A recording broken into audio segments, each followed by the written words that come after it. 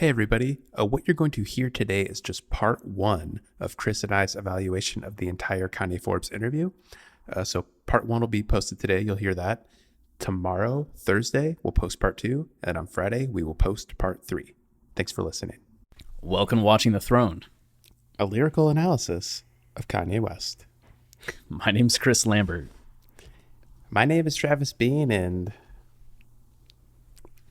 God, I usually have some sort of clever quip, but I don't even know where to start today.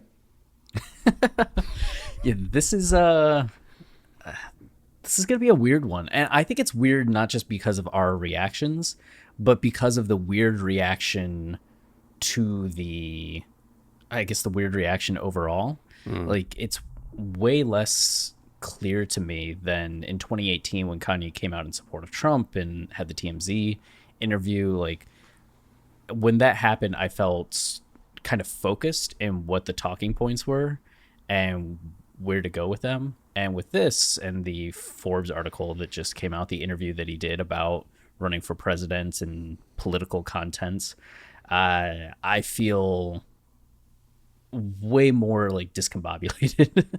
Yeah, like, this is so dumb. This is so overly dramatic, but like, my heart's racing right now because I'm scared of, like, not that I'm scared of saying the wrong thing. I really ain't, because I know how I feel about it, and we'll talk in depth about everything. But it's just so strange because I agree with you. Like, this has never really happened with me before in, I guess I'll call it my Kanye fandom, but just I guess me as a follower of Kanye, an appreciator of his music, and some of the stuff he does in the public realm. But it's always been give and take of Kanye. Like, some of the stuff he does in public, like, I'm not thrilled about.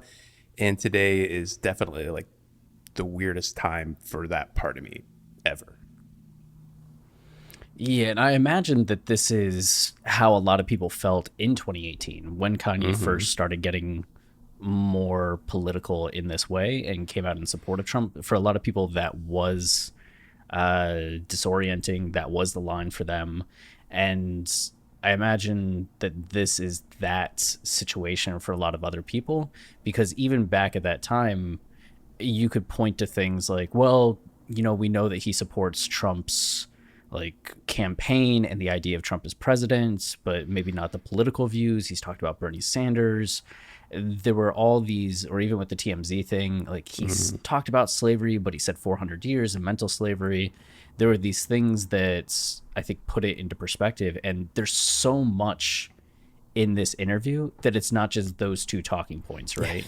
It's like 57 talking points. Yeah. That, like, some of them do fall into those categories where you can point to them and be like, I understand where he's coming from here, phrasing, but others just get at more of the fundamental issues that people, like, are more dead set on and, like, take as way more in the realm of political rather than opinion, right? And looking at policy rather than just personal life choices. And you're getting people on both sides that feel strongly for and against, which, makes for a dynamic and loaded conversation. Yeah, you pointed it out. It's a loaded conversation because it's one thing for Kanye to, like, have an opinion, okay? Like, just let's stop and end it right there. Like, Kanye likes Trump. I know a lot of people that like Trump. My dad likes Trump, and I'm not ready to, like, write off my dad. I'm ready to listen to my dad, have a dialogue with my dad, and understand it. And that's exactly the experience I went through with Kanye and his support of Trump. And really, that's the deal with Kanye. It's always been the deal with Kanye. If you're a fan of Kanye, or even if you're not a fan of Kanye and you're reacting to what he's saying, like, it's all about how we're able to handle him and, like, what he believes. And so me as a Kanye fan, of course I'm a Kanye fan. Like, I host a fucking podcast about him. I'm a top tier Kanye fan. So, like, for me, it's really, like, I understand the complicated emotions that come with, like, liking an artist who has an opinion you don't share. I am able to separate the art and the artist in a lot of ways people aren't. But the difference to me, and really what's made this whole conversation different, is we've gone from opinion to, as you said, policy. It's one thing to support Kanye and his growth as a human being and him figuring out his place in the world. It's another if Kanye West is the leader of the free world and is implementing the kinds of things he's talking about in this interview, that's a whole different bag. Yeah, I mean, I think that gets into not to get. I mean, this has to be a political episode in general, but I think that gets at something where people talk about freedom of speech regarding, people with more dynamics, not even the right word, like supremacist fueled content. Not putting Kanye in that bag, but that it's a similar thing where it's like, if you look at any extremist political party, whether it's on the left or on the right, and them claiming freedom of speech, it's one thing to be interested in those views. It's one thing to discuss them. It's another thing to start to craft policy around them. And when you start looking to craft policy around an extremist left view or an extremist right view, you start to affect a lot of people in that regard, which sets people off. It becomes less about free speech at that point and more about the political landscape of the country. And the same thing happens if you're looking at implementing religious standards and practices into politics for people that don't share those religious principles. Yeah. Yeah, that'll be the touchiest area when we get to those in the quotes. Yeah. So for this episode, we're going to go through the Forbes article, looking at the points Kanye made and just kind of discussing them, adding some context and discussion to them, reactions to them. I'm sure will be prevalent, and just kind of looking at it. It's been about 14 hours since the article came out, 15 hours since the article came out. And I just got to say, overall, the reaction hasn't been quite as like barn burning as I thought it was going to be. You mean from like people condemning Kanye? Yeah, I seriously thought I was going to wake up to just like the Twitter feed full of... What's going on? Ice Maker. Oh, okay. Ice Maker could be part of the show. I was just going to let it... It's kind of soothing. That should be like a white noise, like one of the sounds in a white noise machine.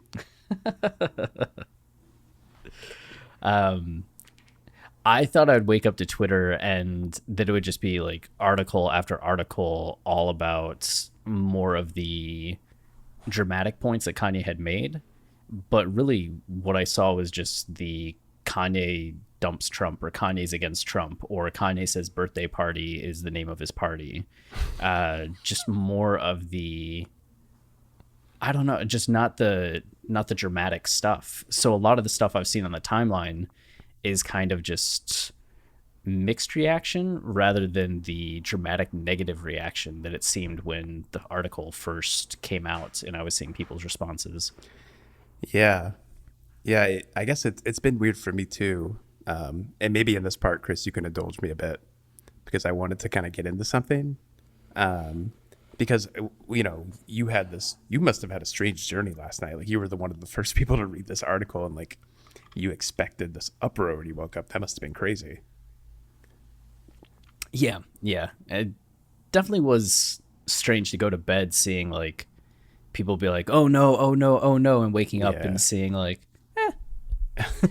Yeah. And I mean, like, that's been weird for me too. Like I woke up and read it and like, I was in a very weird state this morning as I read it. Like I felt very out of body and not even that like, I don't know. I guess like this gets into my complicated history with Kanye and like, and I feel like this is good and feel free to add to this, Chris, all you want. But like I took a bunch of notes this morning and I wanted to talk about some of them, which is something I don't usually do for the show. Like I know Kanye inside and out. Like I don't ever really need to like take notes and read them, but I just like I had a whirlwind of thoughts going this morning that I've always kind of wanted to express in the show, but never had like, the balls to. Mostly because like I think it would disappoint a lot of Kanye fans who, Kanye's really important to them. And he is very important to me in a lot of ways. But I feel like it's important for people who listen to this show to have like a better understanding of its host and how we function and operate and what we, how we feel about Kanye. And the big reason I've been thinking about this is I have I think about my best friend. His name is Andy. and we've been like best friends our entire lives. You know, we ate lunch together every day in high school. We were captains of the high school tennis team. We were roommates in college, like everything. And after college, he moved to Arizona, and we only like mildly have kept in touch since then. But it really isn't weird at all. Like we don't need to, because every time we get together, like it's the easiest thing in the world. But the last time we got back together, Kanye came up, and I could just tell that like it seemed like he didn't understand me anymore. Like it was like it hurt me a lot that he like felt this way, because Kanye came up and he was like, "But what about Donald Trump? You know, like what about this and that and these things he says?" And you come to realize that by hosting a Kanye podcast, this is how everybody thinks of you.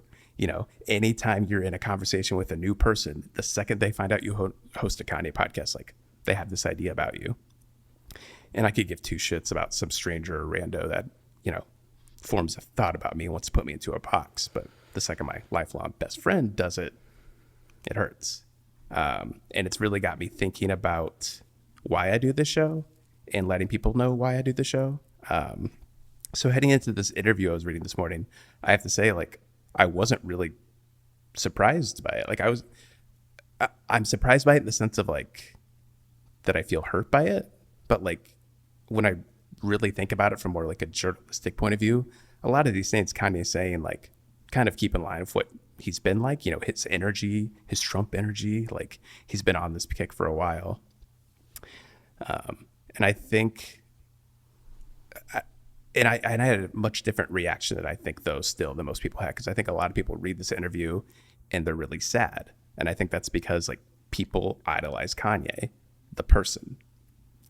And when you idolize a person and instead of idolizing their art, then you're unable to separate the art from the artist, which some people can't do. That's fine. But when you can't do that, when you can't separate the art from the artist, then anytime that person does something you find egregious or immoral or anything you don't agree with, you feel like the art has betrayed you, which isn't true.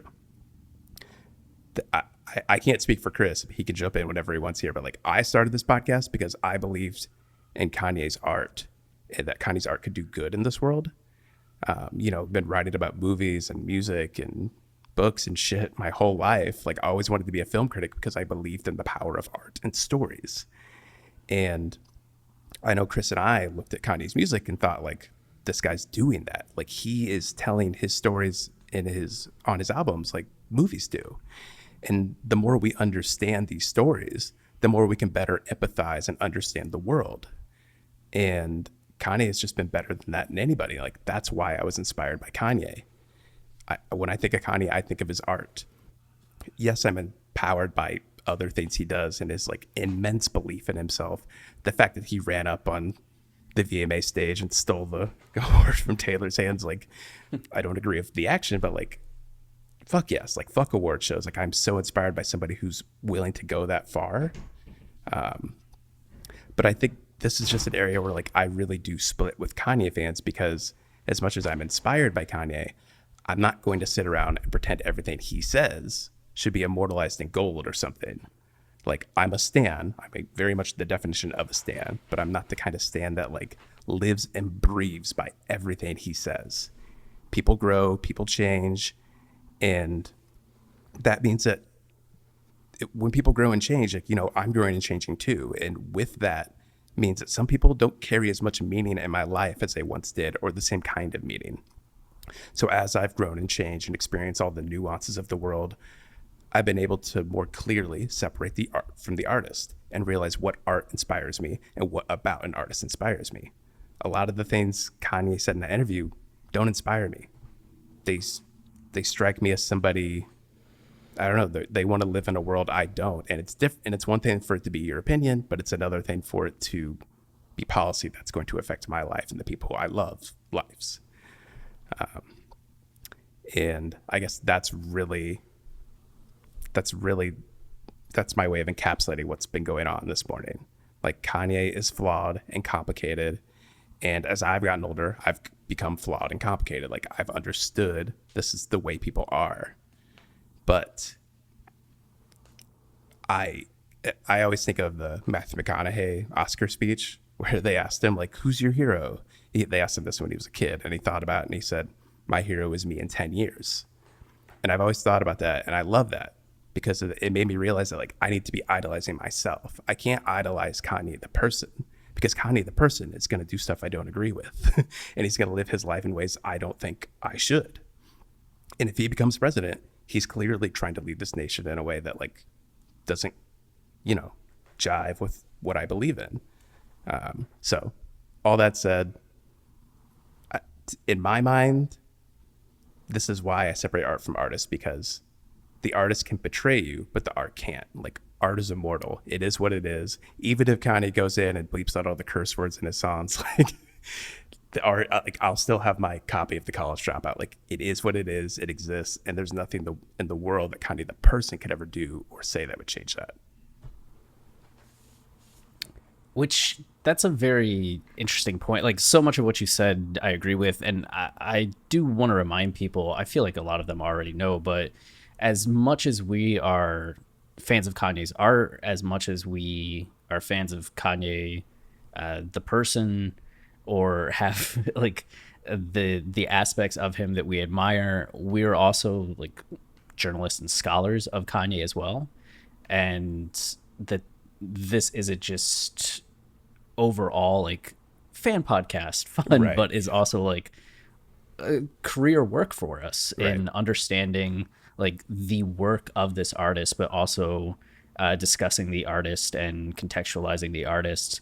It's no different than, it's the modernized version of what scholars have been doing in like journal articles and books and teaching classes on people for years, right? We're just doing it in podcast form and on social media and in a tone and style that's much more like, I don't know, conversational. But yeah, there's a layers to that as people that are fans of the music, people that have a relationship with the artist, and then as just scholars approaching Kanye from that perspective.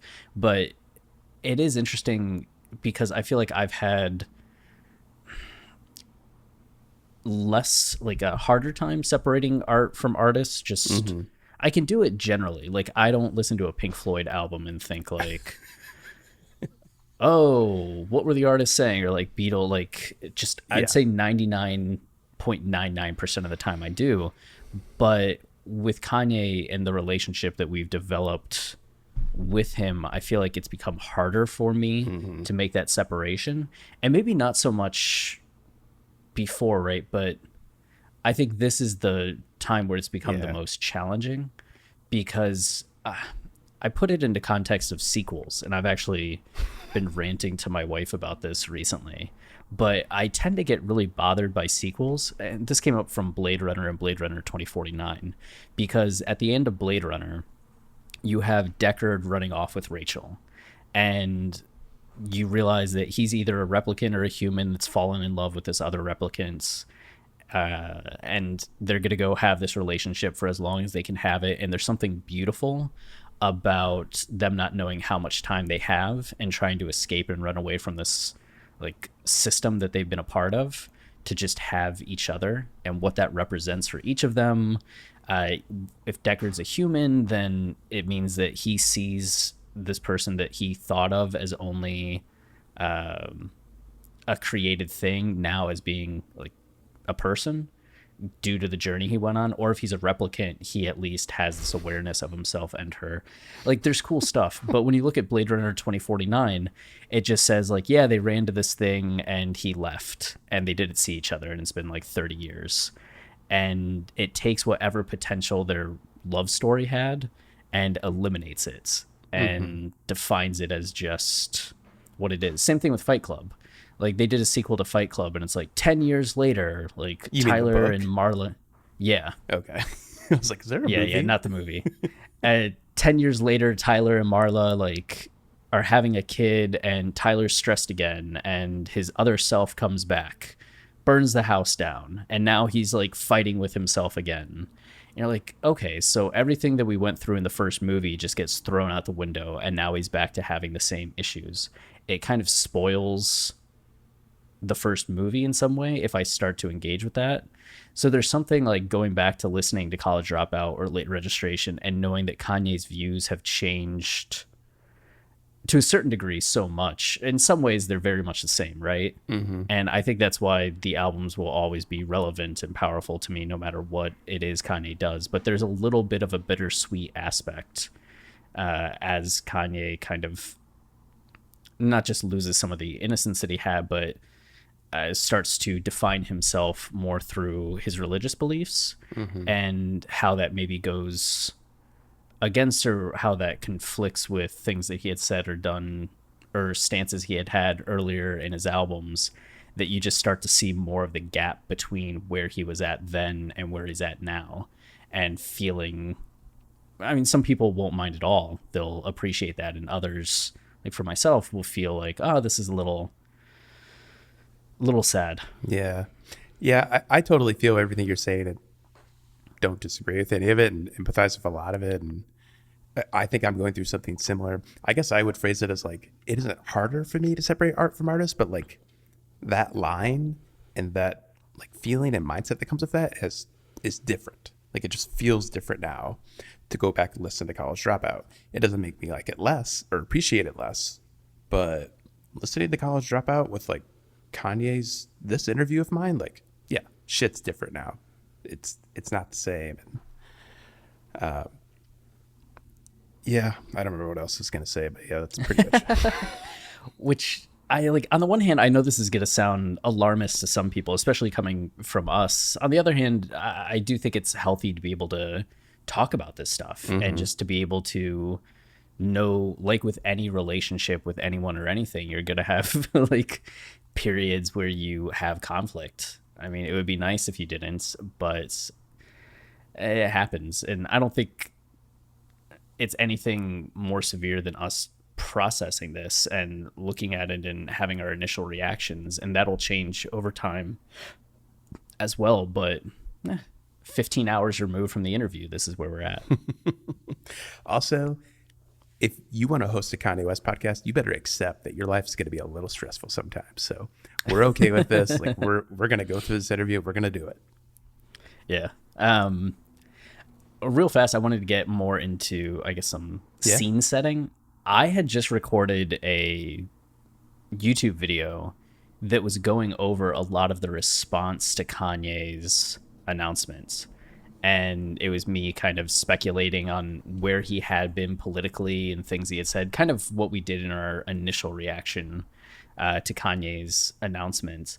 And I literally finished the video, opened up YouTube to upload it, had clicked upload, but it had reloaded for some reason. So I just checked Twitter real fast and I saw the interview was posted. And I started reading it and just immediately deleted the video because I was like, this is no longer part of everything. And I was seeing the initial responses. I just tweeted out real fast, like, what is this interview? After reading the first paragraph. And a lot of the responses I was getting was like, don't, it's bad, like hide, stay off Twitter. And I read all of it, then made a 40-minute YouTube video on it. But I was really curious because it was like 2 a.m, how you and Jordan were going to feel, and had sent you all some texts that were priming material. Yeah. But waking up to that, like, what was that like for you heading into things? Yeah, that was interesting. It was actually nice to be able to talk about that with Jordan right off the bat in the morning, because when you read an interview like this, you have some very immediate reactions, and you want to be. The instinct is to be dramatic and declare something immediately, but it was nice to kind of steep in it and bounce my thoughts off somebody. And I guess what I realized by doing that is what I've already said, is that this interview like isn't crazy surprising to me. Like, it's disappointing. Kanye's my guy. Like, I don't like to hear him saying a lot of the stuff he's saying, like the anti-vax stuff. But I mean, this is Kanye in a nutshell. Like, this is what he does. He's never not controversial. I think he's just finally taken it to a different level, and it's because, and I liked what Jordan said actually. It's because Kanye's going political. And politics is not the same thing as art. And in art, like, you can create these worlds that are a reflection of reality, where they have their own rules and their own characters, and you can look at these worlds and think like, that's the kind of world I want to live in, or that informs me about the world I live in. this is not that. This is Kanye in reality speaking English, like saying things we all understand. And like, there's no, I mean, there's no second guessing what he's saying or reading into. Like, what Kanye said is what he says and what he believes and what he apparently plans to do if he ever actually became president. I have no idea if that could happen, but Trump became president, so maybe it fucking could. I don't know. But yeah, I guess that kind of encapsulates how I was feeling this morning. Yeah, I think there's two things like heading into the interview that we probably need to keep in mind. Is that it says up front that this was a 4-hour interview. Of course it or was. over the course of 4 hours. This is what Kanye said, but we don't know how much of that was actually like how much of that makes up like what's in the article, right? Like, is this 90% of what he said? Is this 20% of what he said? Is there important context that's cut that would have made at least some of these stances or aspects feel more fleshed out, more agreeable, even more problematic? People keep pointing to the line that Kanye just had about they be editing the interviews. Was that it? And it's just like, yeah, this is a pretty good example of something that like we have no idea what the context was for a lot of this. And even if what's said is in order of what was said, right? Which I don't know how much that would really matter at the end of the day, but it's still a consideration that you look at the TMZ interview and how different that is if you just see the initial quote versus what was before it, what was after it. Like, are there things like that did it make this article? So that's one thing that, and maybe something we should have said up front, just even, is that we're reacting to this as it's presented without knowing what else is in there or missing, which could change opinion or maybe not. And I just want to say really quick, like, as a journalist who has had really marathon interviews before that go like a couple hours, like, it's kind of the curse of a journalist that you can't use everything. And Kanye West agreed to a written article. Like, he has to know like something like that's going to happen, especially if you ramble for 4 hours. Like, you can only use so much of that. So I actually think this article, I would imagine like it's ethical, and the Randall who wrote it like was trying his best to represent what Kanye said in response to it. I mean, it is a platform article. Like, it is literally Kanye's platform. Like, all it is Randall asking a question and like, here's Kanye's answer. And yes, of course, like, we don't have the full quote, but Kanye didn't do a podcast or go on TMZ. Like, he agreed to a written interview. So this is what we have. Yeah. And I mean, some of the positions like the vaccination stuff or God in school stuff, a lot of the things that I think for each of us are a little bit more of the things. I don't know how much more context would matter in that case, because it's more of just a stance. Yes. They are, as you said, they are what they are. And I think that gets into, I mean, the other priming thing that, as you said, a lot of this probably isn't surprising when you step back and think about it, right? It might be surprising if you're considering what like 2016 Kanye would have said or what 2010 Kanye would have said. But if we really look at where Kanye has gone since 2018 and the development of his Christian beliefs, a lot of this is in line with known conservative and Christian stances. And that makes a lot of it not surprising. It's just surprising with everything that Kanye had said before that this has become his position on it. The other thing I want to do to prime all this is that, I mean, 2020 has been just a hell fuck of a year. I don't even know if that's a word, but it seems right in this case. But I feel like the one good thing I've gotten out of it is like and I've always thought this, but now I've really understood the importance of listening and listening to people who are oppressed and need help and who feel just dejected by the government, like people who are in a low place that I can't inherently relate to. all I have to do is listen. And I've always felt that way about Kanye, actually. And I felt that way about him since 2018, thinking about like where he's really trying to come from and what he's really trying to say. So, I mean, with that said, like that's kind of the stance I'm going to bring to a lot of this, because it's one thing to listen to Kanye, the person, and this guy who has opinions and, you know, thinks the world should be this way or that. But it's another if he's going to be a politician. I think about politicians very differently about their opinions, because their opinions become something else and control my life. So I'm trying to bring that into this, because I imagine that an African American's view of this article would be much different than mine. A woman's view of this article will be much different than mine. And I'm trying to consider all that as we look through this. And that's all I can do. Like I feel like it's not really on me to have like opinions on a lot of this policy that doesn't affect me. And so I just would say that's kind of the mindset I'm bringing into it. That was something I was thinking about the other day, or just yesterday. An NBA player, Steven Jackson, got a lot of flack because he Deshaun Jackson, put up a NFL player for the Eagles. I think he's still on the Eagles. Put up a post on Instagram that was quoting it's attributed to Hitler, which is never a good way to start a conversation, but it's actually, was it a Hitler quote? It's, from what I was reading, it's actually like Nation of Islam quote, but it was something about black people are the true children of Israel. And there were statements in the quote, it was a few paragraphs, short paragraphs, that are anti-Semitic in ways, but are also very like pro-black. And Jackson was using it as kind of like something to feel empowered by, I believe. And it's something that even at the start of A Written Testimony, the Jay Electronica album, there's a similar quote at the beginning of that. And he was getting a ton of flack, like, oh, anti-Semitic, like, how can you quote Hitler, yada, yada, yada, all these people, like, really attacking. And Steven Jackson, the NBA player, like, came to his defense and saying there's, like, truth in this, yada, yada, and people started attacking him.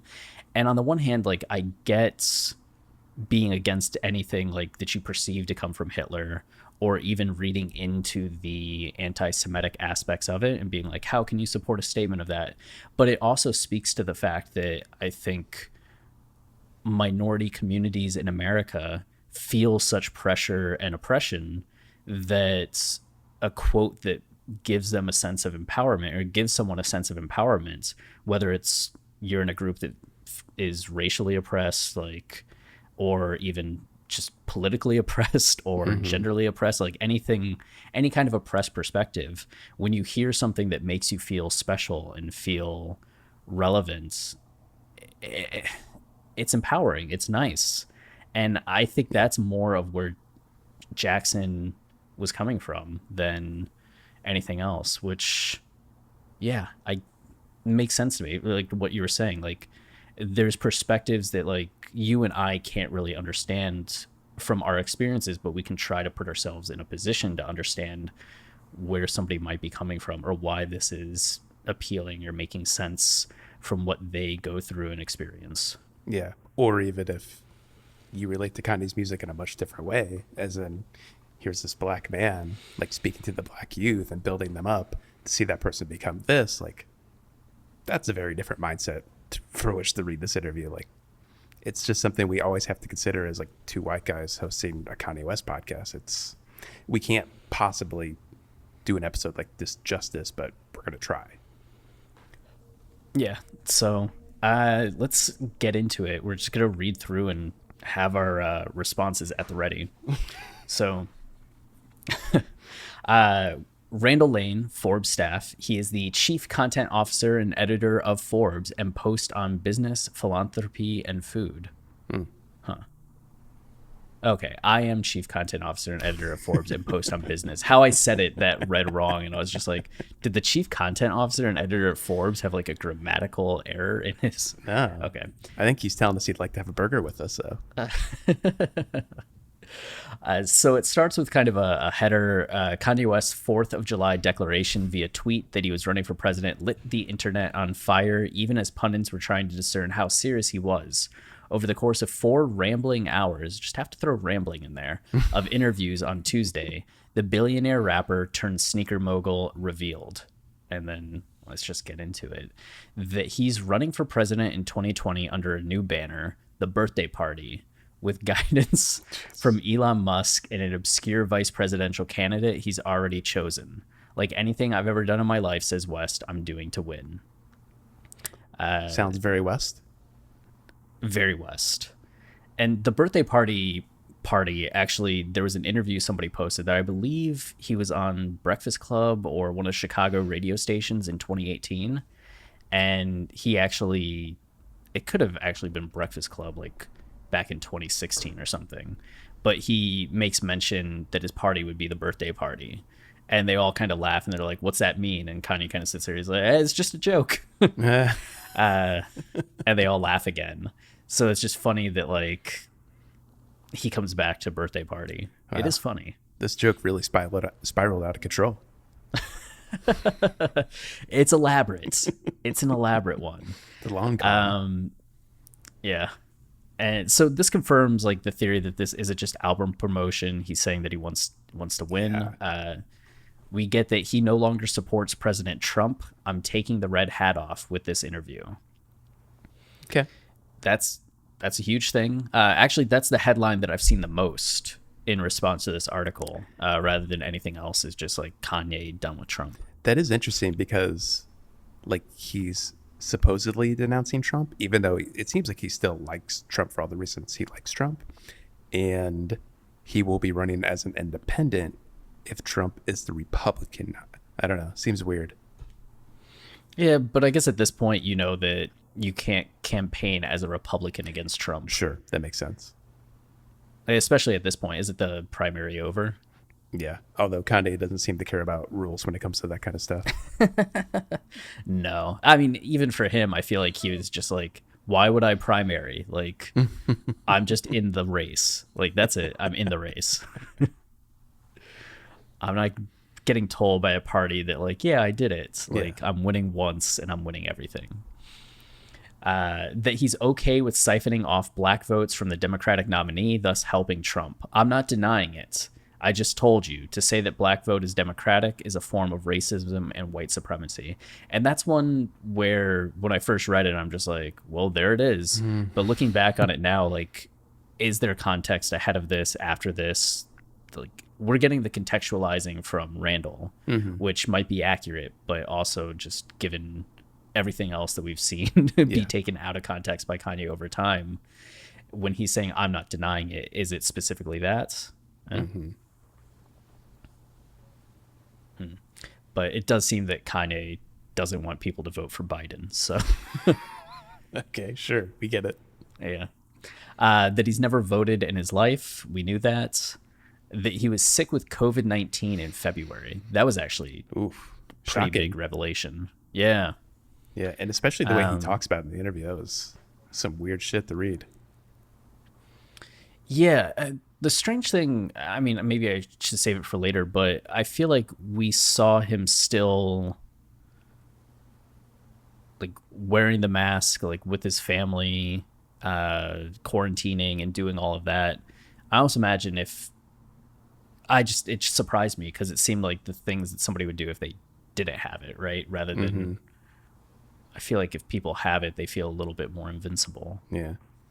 Not to doubt it, but it was just surprising to me. Yeah. That he's suspicious of a coronavirus vaccine, terming vaccines the mark of the beast. We'll get into that. We will. That he believes Planned Parenthoods have been placed inside cities by white supremacists to do the devil's work. And I found out more information about that theory today, so we'll get into that. Yeah. And that he envisions a White House organizational model based on the secret country of Wakanda and Black Panther. I gotta say, that was probably the least surprising bullet point of all of them. Yeah, that's one of the ones where I'm just like, that's classic Kanye, and people are going to take that way out of context. And I mean, honestly, Sounds kind of cool. Kind of cool. I don't know. I love when Kanye talks like that. Well, it's one of those things. It's like I feel like literature, movies are like, often envisions what things could be, and then Right. people respond to that by saying like, "Oh, can we take aspects of that? Like those are good ideas. How can we implement these?" Like a lot of the speculative sci-fi of the 40s, 50s, and 60s went on to form a lot of like what scientists were attempting to do, or like, is this possible? You know? Right. And Kanye's always, I mean, he's always done that. The Yeezus tour, like, reflected Holy Mountain, you know? What's that director's name? Jodorowsky. Jodorowsky. Yeah.